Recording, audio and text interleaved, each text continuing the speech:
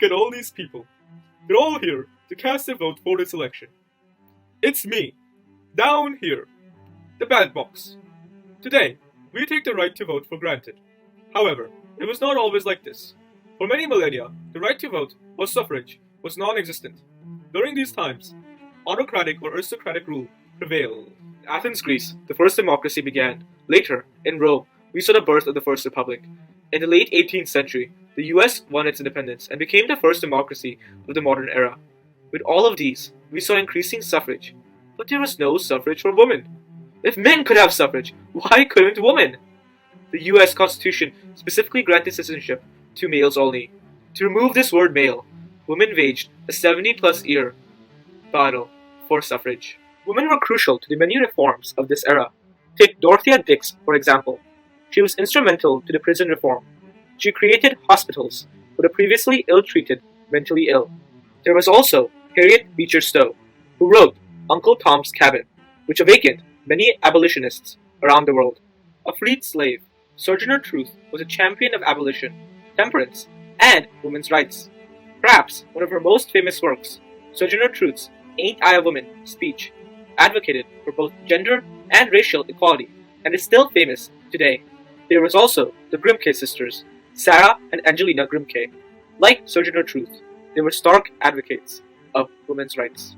All of these women reformers helped the women's rights movement. But perhaps one of the most momentous events of the era was the Seneca Falls Convention. Many historians consider this as the kickoff of the 70-year campaign for women's suffrage. The Seneca Falls Convention was organized and spearheaded by Elizabeth Cady Stanton and Lucretia Mott. The two, after sharing their ideas about women's rights in a Tea Party, invited many to a gathering of over 300 activists in Seneca Falls, New York. On July 19, 1848, the grand gathering of many men and women settled in at the Wesleyan Chapel, the venue of the momentous convention. Elizabeth Cady Stanton went to the podium to commence the convention and read the Declaration of Sentiments. We hold these truths to be self-evident, that all men and women are created equal, that they are endowed by their Creator with certain inalienable rights. The Declaration alluded to the structure of the Declaration of Independence, highlighting the similarities between the American Revolution and the women's rights movement. On the following day, the Declaration was ratified. The convention also passed 12 other resolutions. 11 of these would pass unanimously. However, by far the most radical of these resolutions, the ninth resolution, It is the duty of the women of this country to secure to themselves their sacred right to the elective franchise. met some opposition, but it still passed. And with the passage of this ninth resolution, the American battle for the ballot had begun. This ninth resolution created great controversy around the country and led to many supporters of the women's rights movement breaking ties with the movement. However, all this did not stop the women's suffrage movement. In 1850, Worcester, Massachusetts became the home of the first National Women's Rights Convention. The convention was attended by key activists such as Frederick Douglass, William Lloyd Garrison, and Sojourner Truth. The following year, the Second National Women's Rights Convention was held at the same location. However, then, the Civil War erupted, with women focusing on war efforts. The women's suffrage movement was put on hold. After the Civil War and during the Reconstruction era, Elizabeth Cady Stanton and Susan B. Anthony formed the American Equal Rights Association, which fought for universal suffrage. Unfortunately, catastrophe would soon strike the organization.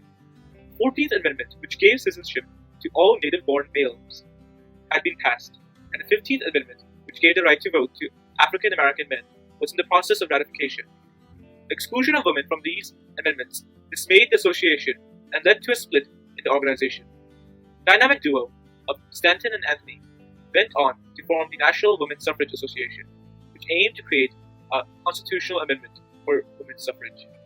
Others, including Lucy Stowe and Julia Ward Howe, went on to form the American Women's Suffrage Association, which aimed to amend individual state constitutions to introduce women's suffrage. The National Women's Suffrage Association continued to work towards the goal of women's suffrage.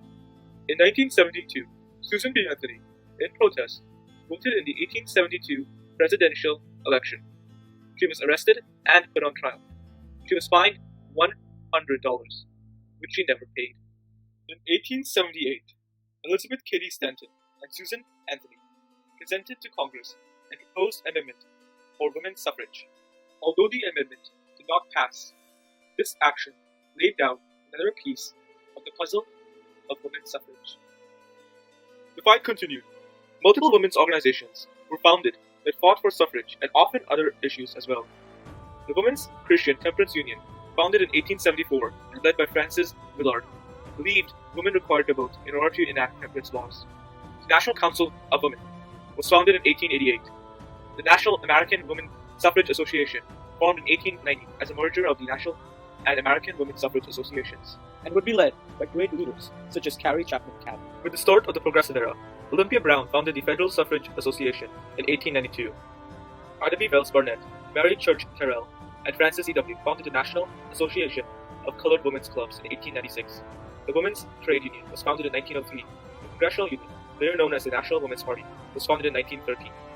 These organizations fought on with parades, strikes, and campaigns. The political landscape had changed by then. Women had been granted greater rights, such as owning property, controlling wages, and making contracts and wills. Job opportunities, such as domestic service, office work, and telephone operation, and even suffrage in some western states, such as Wyoming, Colorado, and Washington. Jeanette Rankin of Montana became the first woman elected to Congress when she was elected as a representative in 1916. Regardless of all this progress, suffrage still eluded women. The movement was continually met by great opposition. Many government officials, organizations, and people were still against suffrage.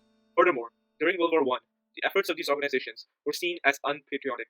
In order to see a change, women needed to take a drastic step, and that is exactly what Alice Paul and the National Women's Party did. The party picketed the White House in 1917, an action never done before. After months of picketing, the picketers were arrested on charge of sidewalk obstruction. The picketers, in protest of the horrid conditions they were subjected to in jail, went on a hunger strike and were subsequently force-fed, attracting even more attention to their cause. The actions of the National Women's Party had worked. The banners addressing the president had convinced President Wilson to support the suffrage amendment, and therefore became the third piece of the puzzle of women's suffrage. Woodrow Wilson asked Congress to adopt the suffrage amendment after World War I ended. On May 21, 1919, the House of Representatives passed the amendment, worded exactly as the amendment proposed by Susan B. Anthony and Elizabeth Cady Stanton. The Senate followed suit by passing the amendment on June 4th, thus laying the fourth piece. Now, there was only one step left, but it wasn't that easy. The reformers now had to convince at least 3/4 of the states to ratify the amendment. Activists traveled across the country to achieve this feat. The states started to vote on the amendment. By the end of 1919, 22 states had ratified the amendment and 2 had rejected it. By April of next year, 35 states had ratified the amendment, 1 state shy of the required amount. Many states, especially southern ones, remained staunchly against the 19th Amendment, with 7 having rejected it. As it was, the decision of the national ratification was up to 1 state alone, Tennessee. In Tennessee, the result was uncertain. Many supporters of the amendment had fled or switched sides. On August 18, 1920, the Tennessee House Chamber was ready to vote. Each side wore roses showing their status on the matter, yellow for suffrage and red for against. It was soon apparent that there was a tie between the two. The House moved to vote. No one knew which side would win.